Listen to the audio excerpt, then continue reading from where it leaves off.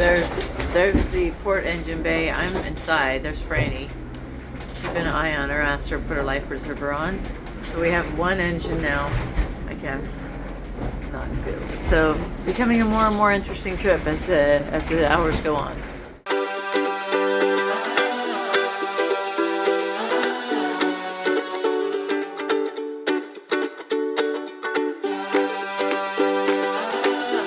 Hi everybody, just sit right back and you'll hear a tale of a fateful trip. All right, so this is the story of our very first kind of overnight and big trip with a boat. Spoiler alert, it was kind of a disaster, but it's a pretty interesting story. It starts in Pompano Beach where we had the boat sort of moored up there. We had a slip in Pompano behind a house. I don't know if you know anything about that, but you can't live aboard, you really can't stay overnight. It makes it very difficult to use the boat there. That's just where it was because that was all we could afford at the moment. So we left from the slip in Pompano, got out to the intercoastal, headed just a tad north to the inlet, and it's Hillsborough Inlet, I believe, and out we went. All right, well, we're underway. This is a bit of a training cruise for us. Today, we're leaving from Pompano, Florida, and we're gonna sail all the way down to Key West.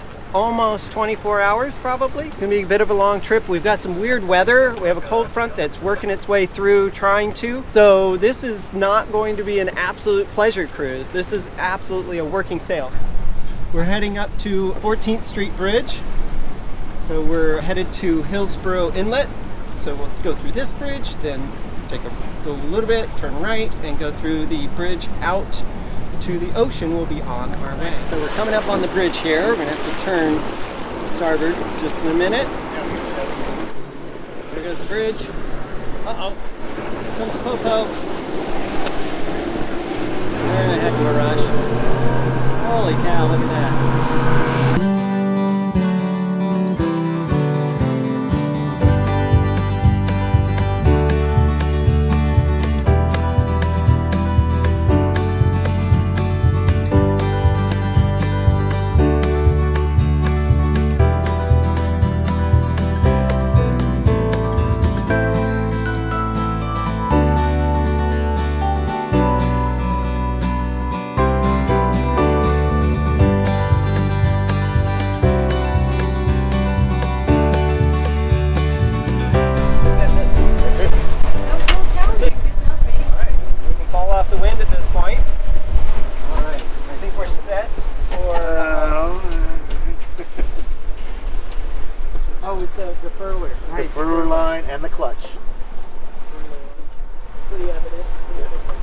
Pretty evident.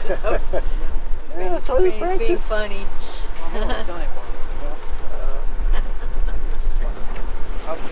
So, I think at this point we're ready. Now we're ready, yes.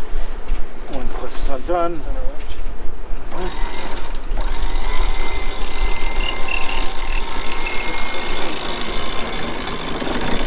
So we're good though, it's all the way out, right? I think-ish. It's a little floppy. It is. I mean, we'll need to pull it in a little bit, but it's the sail itself is all the way out. Correct. It just needs to be sheeted in. Yeah. Make that 4 knots in 10 knots away. That's not too bad. You have a little sailboat.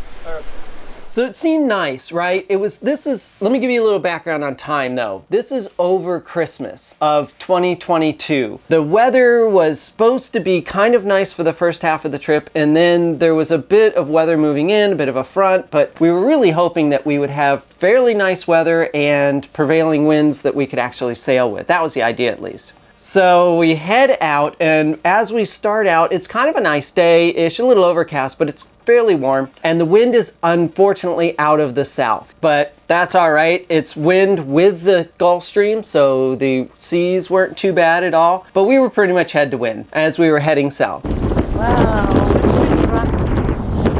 Well, this isn't that much, I guess. That's the problem with dead on the wind. It's not a very comfortable sail. Not super comfortable, and there's actual bow spray. All right, Heidi, so it was your first watch ever. True. And it's over in a couple of minutes. Yes, that's How'd true. it go? What do you think? It was different than I expected. The whole trip has been a little bit different than I expected.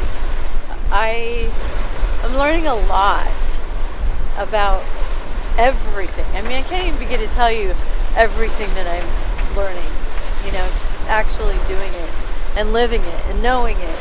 It's definitely intimidating, and I also am starting to feel a little bit more comfortable with certain things too. So, yeah, the first watch is good. I'm glad the first watch was day and not night. But that's about all for me. It's been kind of an interesting day weather-wise as well. So it's right now, holy cow, we're still sort of banging into the wind. Yep.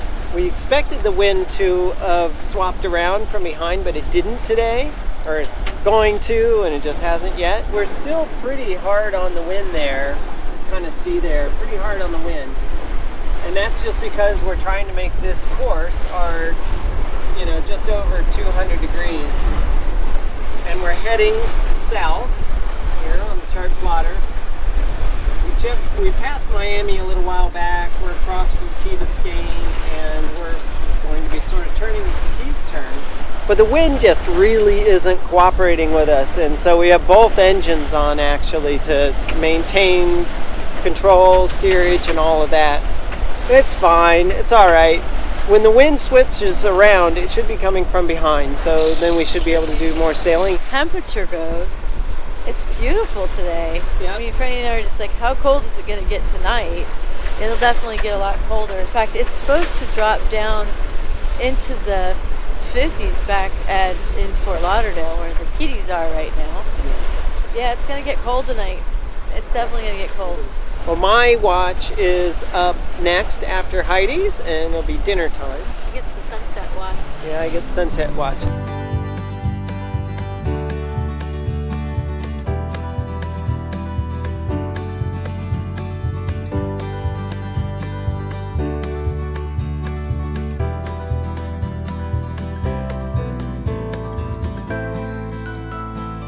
So we get south, we turn right there at Key Largo, and as we turned right at Largo, that's when the front moved through. And the wind clocked around to the west and northwest, and there we were around the corner, and we were head to wind again. Hot meal that we've had today. Oh, it's great. Thank you so much. What this looks like at night. Positioning. Dark. I've been averaging about, I'd say, between 3 and 5 knots. Okay. So not nearly as fast as we had hoped. But we've been beating the whole time. At any rate, we sailed through the night, past Marathon, just down the Keys. We're heading for Key West. We get to Key West right around noonish, I guess. And it is blustery. It is windy. The wind has been blowing at 20 to 30 knots, gusting higher than that. The sea state's not too bad because it hasn't been whipped up yet. So we're looking at maybe 4-foot seas, 4 to 5 foot seas, but just windy. And we don't have an enclosure around our helm. So it was super cold. The temperature had dropped. I think they saw in Lauderdale, I think they saw temperatures in the 30s even. So it was starting to get really cold out there and super windy. Good morning, everyone. We made it through our first night. A bit crazy out there. It got really, really cold eventually. It's only 58 degrees out and the wind is whipping. There's a small craft advisory out. So the waves are a bit crunchy out there and the boat's banging around a bit, but the boat's doing great. It was tough being up on the helm though. Boy, it was super, super cold. The stars were amazing. We did 3-hour shifts between the three of us, so that worked out really well. I don't think I really want to be up there more than 3 hours at a time because it was a bit nutty. So let me take you out and about and show you what it looks like outside.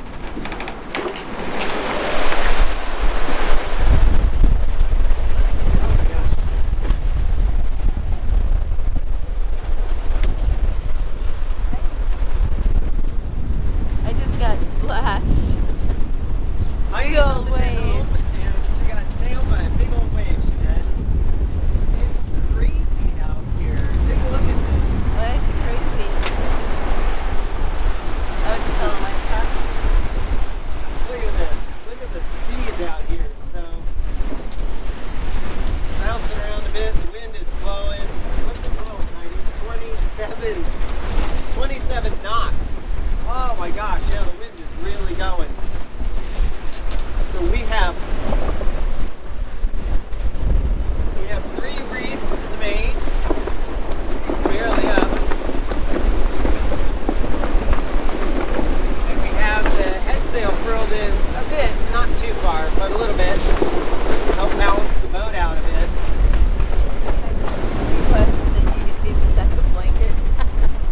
And Heidi is so cold, she's looking for the second blanket. In fact, so. Yeah, it's kind of crazy out here. It's not super pleasant. Pretty, but not super pleasant.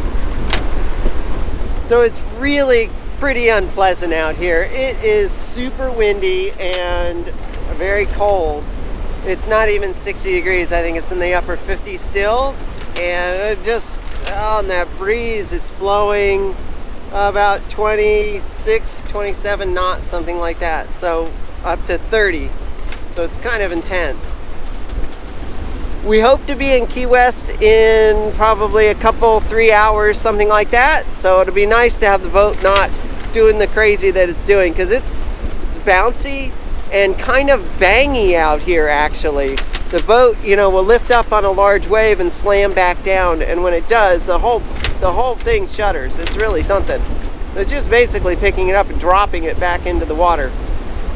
And we get to Key West and we've got to turn north. I thought we were going to be going into a marina. So our captain had set this entire course for us. Looking back on it, we just didn't learn nearly as much as I'd hoped we would, mostly because he was just kind of controlling everything. I think the way he was playing this was more like a captain charter, where if we wanted to ask him questions, we could. What we were hoping for was really a complete training cruise. I don't know, that was a mismatch. And if you're gonna do this in the future, make sure you set those expectations up front. I don't believe we set those properly, and I think we're a little disappointed because of it. At any rate, I thought we were going to go into a marina in Block Island, but we ended up going all the way around, and I guess we're headed towards Mallory Square. As we headed north, we went through some sort of dicey areas in there when you're coming up from the south and going north into Key West. There's a lot of bommies out there, there's a lot of coral reefs and all sorts of stuff, and we just went through some kind of questionable areas. When we headed up and we parked just off of Mallory Square, we dropped the hook up there and the boat dragged big time. It was just dragging all over the place, and we kind of went back and back and back, and then the anchor finally set. But I think that we were kind of in the ferry lanes at least, and in fact at one point a boat came up to us, one of the pilot boats came up to us and said, "Are you guys set? Because I need to move this big cruise ship over here and I can't have you guys moving." So that was kind of an indication that we were probably not in the best spot.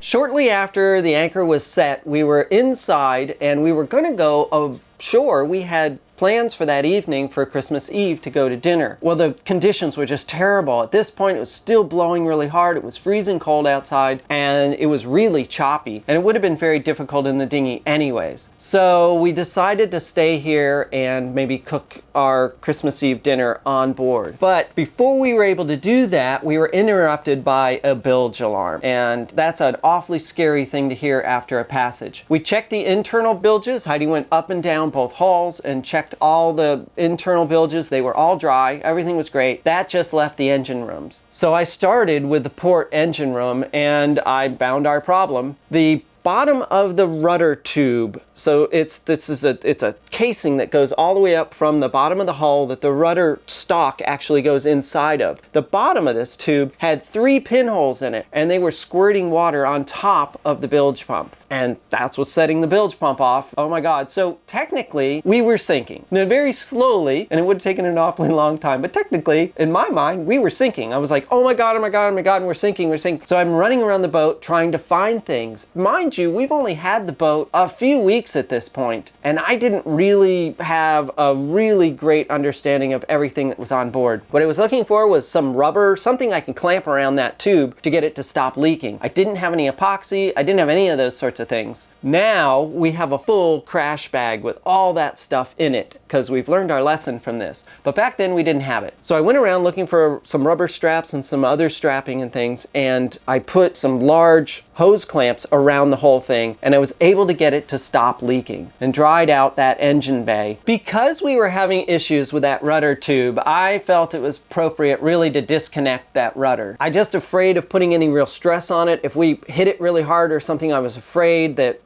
we could, I don't know, I didn't know. Maybe the base was loose, maybe it was cracked. I didn't want to put any stress on that thing at all. I just wanted it to sort of feather and not be an issue. So we ended up disconnecting that port rudder, and we just were kind of a little rattled after a pretty rough trip, high winds, really cold weather, being out on watch just, you know, through the night, just blustery, and it was just, it was terrible. At the end of that, Heidi made a beautiful Christmas Eve dinner, and it was wonderful. We all were quite tired and bushed and just pretty much went to bed. Well, I woke up to the engine starting up at about 1 o'clock in the morning and came upstairs, checked up at the helm. Our captain was up there. I'm like, what's up? And he's like, we're dragging. It's pitch dark out. Wind is still howling. The current through that area is all over the place. So it's moving all over the place, and we're just kind of going crazy. It makes sense that we were dragging. So we motored forward, picked up the anchor. When I took a look at the anchor, there's this huge wad of rope stuck to the pointy bit of the anchor. Just this massive thing. There's no way it would have stuck on anything. And then a long pole that had been bent around the big hoop. So there's no chance that thing was going to reset. It couldn't roll properly. And we have a really nice anchor. It's an 85-pound Mantis, and it's a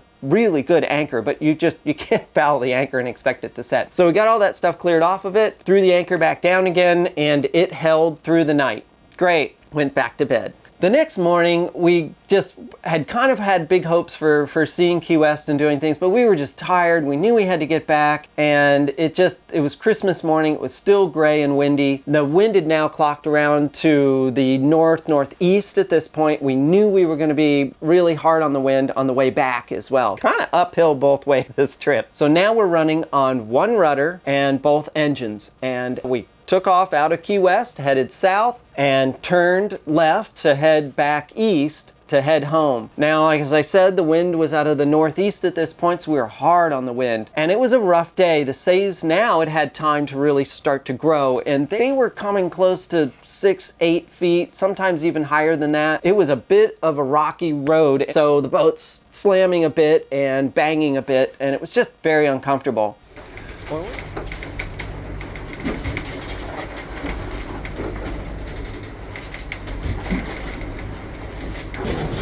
Well, I am on my first return trip watch. It is Christmas Day, and it's about 2 o'clock in the afternoon. The sea state is about 3 or 4 foot waves, so it's definitely not calm. It's definitely a bit uncomfortable. I'm wearing a patch. That seems to be helping me. I actually talked Franny into using one today for the return trip as well, so I think it's helping both of us.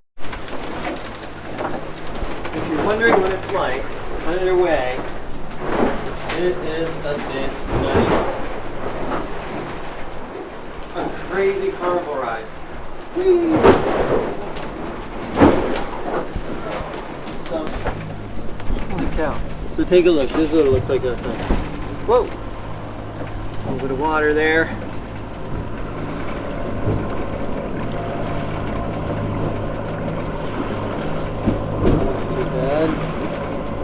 Those are like 3 or 4 foot seas, something like that. We're really pinched into the wind. We have both engines running, and the sails are up, but I think we have the third reef in because it's blowing at like 25 knots. So it's intense. It's cold. It's maybe 58, maybe 59 or 60 degrees, and the wind is whipping up there. So we're inside at the helm.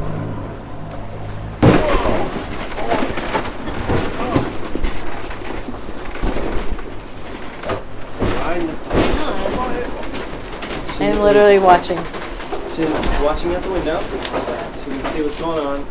And then we have a Garmin system, so we have that repeating here on a pad. On the blaring, like you can see that kind of nice. We've got quad display up so you can see kind of the map, radar, our course, and where the wind is looking like. So it's falling off a little bit, so we were pinched pretty hard. It's below 60 degrees, but we're doing better now. It's just what it looks like on the front. Well, I'm going to head down for a nap. I have a nappy poo. I have a shift coming up here in what, a couple 5 o'clock. 5 o'clock. Right. So I don't know when that We is. divided it into 2-hour shifts instead of 3-hour shifts, just because we weren't sure if we were going to be outside in the cold rain and no protected helm at the moment. So, Yes, our helm is not protected. That's a pretty important point. So it's brutal up there. It doesn't It's look too bad until brutal. you get up there and it's just the wind's just blowing and it's just nutty.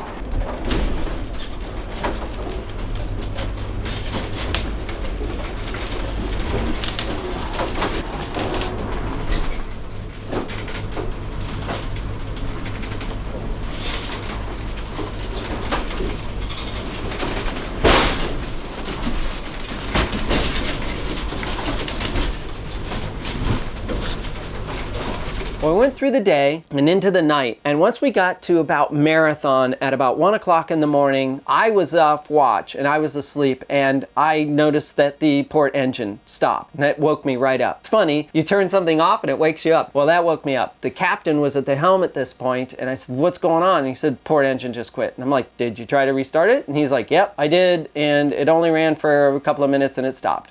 Well, it's 1 in the morning, 1:30, and my shift is going to be starting, I think, at either 2 or 3, I can't remember. But all of a sudden I woke up and Mike was gone, and Franny woke up too, and it turns out that one of their engines is not working. Franny's down in the port engine bay, seeing if she can figure out what's going on. There's the port engine bay. I'm inside. There's Franny. Keeping an eye on her. Asked her to put her life preserver on. So we have one engine now, I guess, not two. So becoming a more and more interesting trip as the hours go on.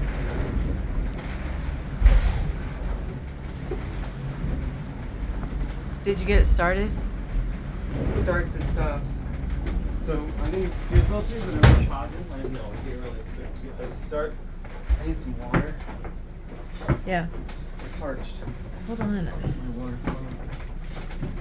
Okay. And then I've got to get a strap right up. Exactly. Oh.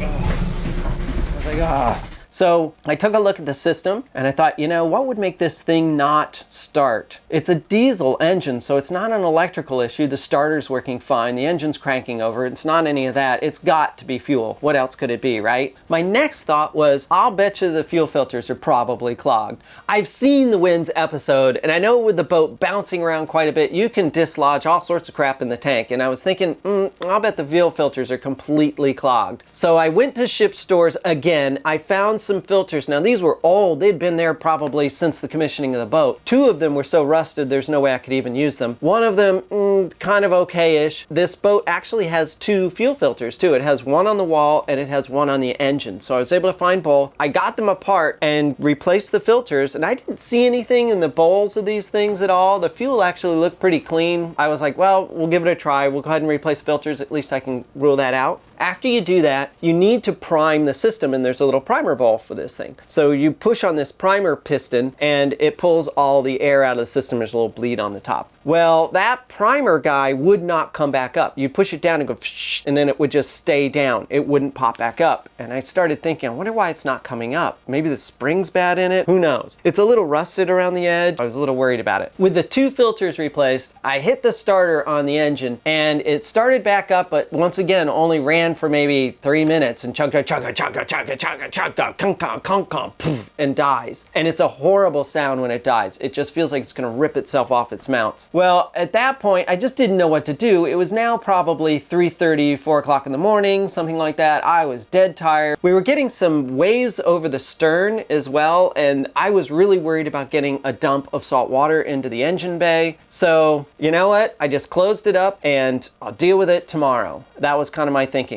I went back to bed. The captain was up at the helm. Now, at this point, we only have one rudder and one engine. and the boat is just trying desperately to kind of stay straight at this point. As the sun came up, we could see that it was still gray, still solid wind. The weather really hadn't changed at all, except the sea state was getting worse. We were on a port tack, so we had the wind on our port side, and the boat was kind of pushing the boat off, but the rudder and the engine on the right side, on the starboard side, was actually pulling it in. So the two, if they could stay balanced, we could continue moving forward. But any perturbation and the boat would pirouette around because it just didn't have any real steering authority, and with only one engine, our thrust was really off center. Oh boy, it was a thing. So the whole day was just a matter of this. I do have to hand it to the captain. He was at the helm 90% of the time because I was working on mechanical things, and honestly, it was pretty advanced sailing to try and keep this boat going straight. And a lot of it ended up being hand sailing because the poor autopilot had just given up. It was like, yeah, I don't know what to do with this. This is crazy. Every 2 minutes, we get a warning on it that we were at the stops for the rudder.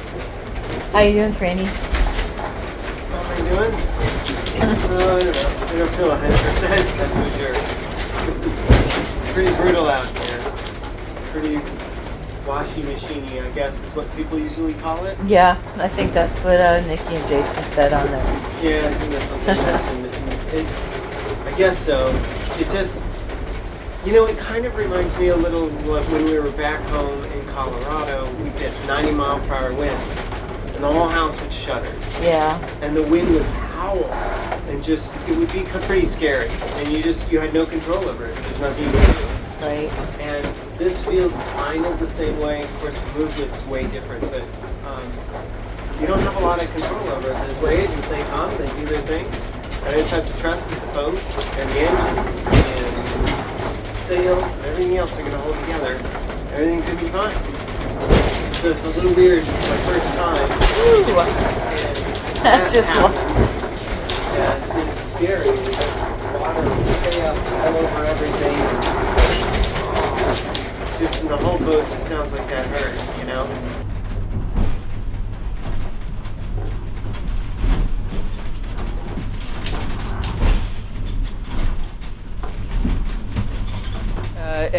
As nightfall fell, we were just turning left or so up about Key Largo and heading north. At this point, the wind had clocked back around to the north, and we were 100% straight head to wind at this point. And so we started tacking a little bit, but because of only one engine and tacking back and forth, the boat would pirouette around, or basically tack jibe through and spin the wrong way through a couple of the turns. It was a mess. We were making maybe 1 knot forward. That was about it. We get close to South Miami, and Heidi has just had it. This is it. She's like, I'm making a command decision. We're calling for a sea tow.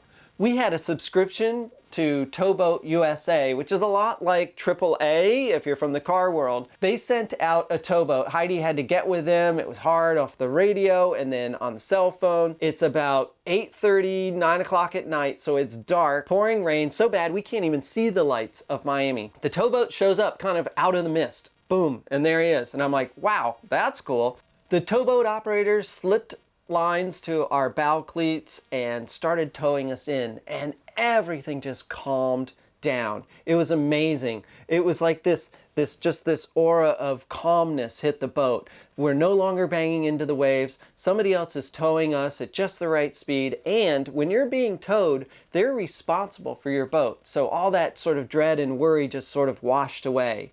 Since the captain had been up at the helm for hours and hours and hours, he was exhausted, so he went down into his cabin to get a quick nap while we were being towed in. I sat on the settee inside and started to just doze off. I had been up night after night in the middle of the night, and I was so tired. Right as I was dozing off, my subconscious, I call my subconscious Subby, woke me up and said, hey, so we're getting towed in. I'm like, yeah, we're getting towed in. I'm super tired. What's up? And Subby's all, well, so we're going to have to drop the anchor. Yeah, I'm like, figuring, probably. Great. You know that the windlass only runs if the port engine is running. You know that, right? And I was like, oh my God, I'd forgotten that, and our port engine is out. I had not been able to get it started. Oh, it's a very long story. I've got that all sorted now, but then there was no way to get that windlass to actually crank up. So I pulled up on my phone the owner's manual for the windlass and started going through it. There's got to be a way to manually deploy the anchor. Well, there are. There's a series of cone clutches on the Gypsy, and there's a big, huge nut on the top of this thing that you use a winch handle and loosen up, and it loosens up the cone clutches and allow the Gypsy to spin. Nobody had ever done that on this Gypsy, and they were seized, 100% seized. There was no way they were going to loosen up. So I tried that. It didn't seem to work at all, and I was very confused. I didn't 100% understand how this thing worked at the time either. We had been towed in. We were in this wonderful little bay. We could see the lights of Miami. It had kind of stopped raining, but it was still very cold and kind of weird out. And I thought, well, there's nothing I can do. I just grabbed the chain off of the Gypsy and just let it go. The chain rod's just flying out of the anchor locker at just warp speed. It's got this weird curve into it as it's coming out. It was coming out so fast. Oh my gosh. So then I thought, well, you know, we can't just deploy all of the chain. We're only in 10 feet of water. So I took my foot and I just kind of wanted to slow that chain down a bit as it was coming out. And once I got it down slowed a little bit, I kind of grabbed it. It's so dangerous. The worst thing I could have possibly done. I totally could have lost a finger. Never, ever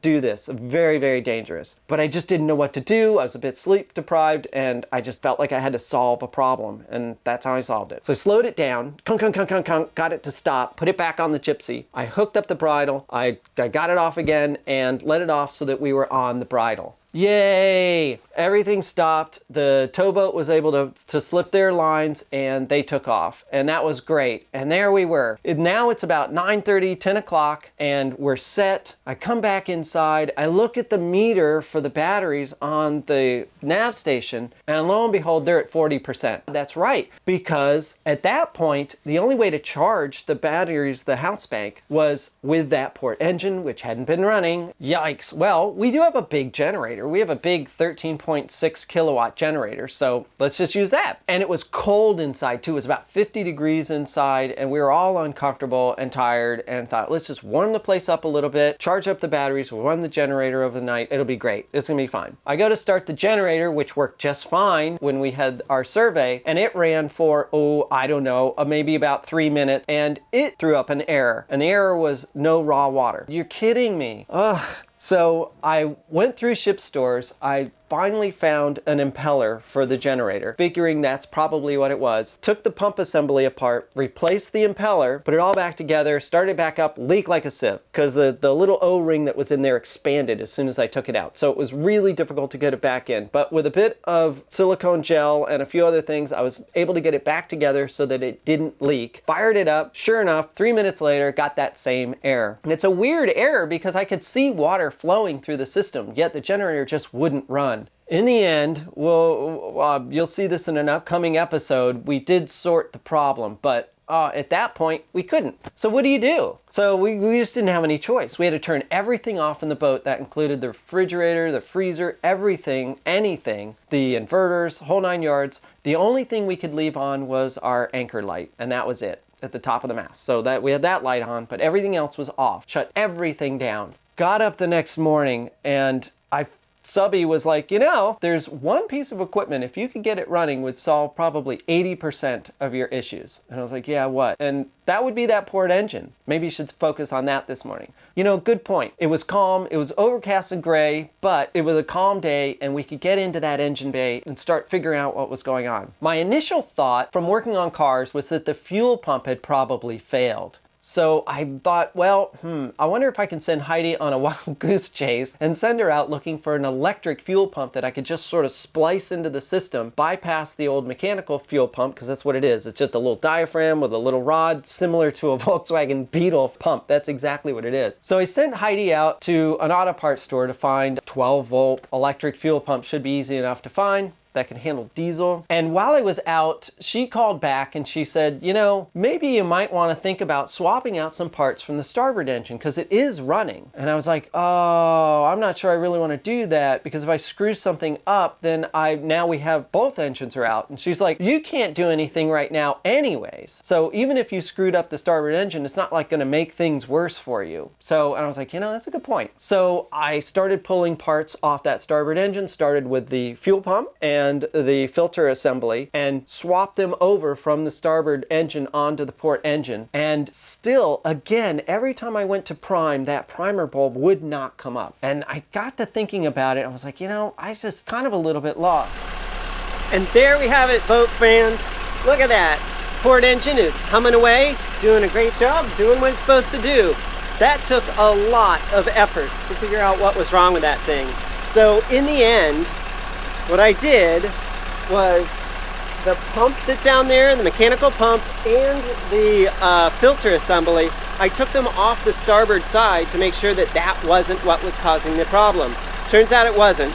It was kind of disappointing, but at least I know these parts are still good, which is great. So I ended up calling a diesel specialist, and it's just great to brainstorm, right? So I went through the whole thing, and he said, what about your tank? And I was like, you know, I didn't know. I had no idea. So that was kind of a problem. So I wanted to go ahead and check the tank, see if there's any crud in there, and we totally found some. I'll show you what the tank looks like in a minute. But yes, we found some. It's really hard to see down in the bottom of the tank were these black blobs. There was one black blob in there, and then what I did was I blew out the line that comes in from here that goes all the way back into the tank. So it's really the output line of the tank, but I blew it backwards into the tank, and then there was a second little blob. And we used a transfer pump in order to suck those things out of the tank, which worked really well, but when they sucked up that black blob, or when the pump did, it locked up. It couldn't pull anything at all. So that was it. So we used the transfer pump, pulled that stuff out as best we could, then we had to keep blowing it down. We got about a quarter of a jerry can full and cleaned every other, it was like cleaning your pool, you know, going under there and vacuuming the whole thing out. And that worked really well. Put it all back together. I blew the line out from the fuel pump all the way back through the filter and all the way back into the tank. And then once I had that, that's when we did the cleaning. And then I went back here and used my transfer pump to pull the fuel all the way back from the tank through the filter. It's just one filter at that point, and up to the fuel pump. Once I got gas out of there and I knew the line wasn't collapsing, I knew there was no problem in getting gas. And that was it. So then just hooked it all back up, started right up, doing its thing. One of the reasons this port engine is so important is that it's set up to pretty much charge all the house battery banks. And our house batteries got down to 42%, something like that. That's pretty dicey. They really shouldn't go below 50 because they're AGM batteries, and we were really worried about power. We're getting stuck. We had no engine, we had no power. It was a thing. So one engine, but it's just a mess. But everything is sorted now. I think we can move the boat when we need to. And yeah, it's working great.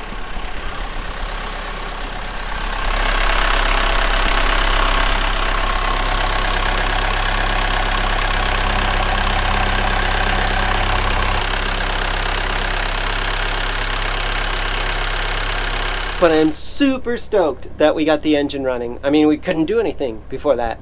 Just have a bit of things to clean up here, and I've got some cleaner and stuff. I want to clean all this. Got to put my gasket back together, put the whole thing back together, the bed back together. So a lot of work to do. But at any rate, I'm very excited that that engine is running. Now, this isn't something we could have done out in the ocean anyways. Happy to be here. There's zero fluff going on in this place. There's nothing. It's just totally no chop at all. It's perfect. It's a great anchorage as well, actually. It's really, really fun. So at any rate, let me get to it. I'm going to get this back together and start my cleaning. And we let that engine run for 4 hours because we needed to charge up our batteries. Remember, the generator doesn't work. We had also figured out that if you hook all of the batteries together, then you could charge from the starboard engine. So we had figured that out partway through the day, and we did have the starboard engine running, but now it was time to turn that engine off and fire up that port engine and let it run, because I needed to make darn sure that that thing wasn't going to fail on us. The batteries were coming up. I think we got up to maybe 60% on the batteries, which I was feeling a lot better about. So we got all that done. Since Heidi had been out on her wild goose chase that I sent her on looking for parts, I was also in a really bad place because I was on call that week at work and I was supposed to have been home by then. I didn't have my laptop with me. I was a little worried of bringing it on the boat. I didn't want my work laptop to get destroyed on the boat, so I didn't have it. And Heidi was going to bring it back for me, so she had gone all the way back to the apartment. But I called her once she got there and I was like, you know what? I think I got things sorted at work. It's all right. We got the engine running. It's good. Don't worry about it. We'll figure it out. So Heidi stayed at the apartment. The cats were happy to see her. We didn't have the cats on board, that was a very good decision not to bring them on this trip.